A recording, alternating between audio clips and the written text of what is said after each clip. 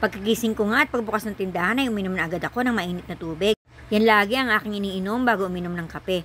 At naghanda na rin ako ng aking sarili upang maglista ng mga kulang sa tindahan. Dahil ngayong araw nga na ito ay kami mamimili ng pandagdag na aming paninda. Paunti-unti nga lang ang aming pamimili dahil hindi naman malaki ang aming puhunan.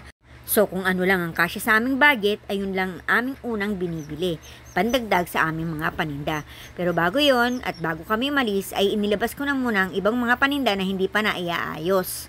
Pagkatapos nga niyan ay inubos ko na ang aking kape upang kami makaalis na.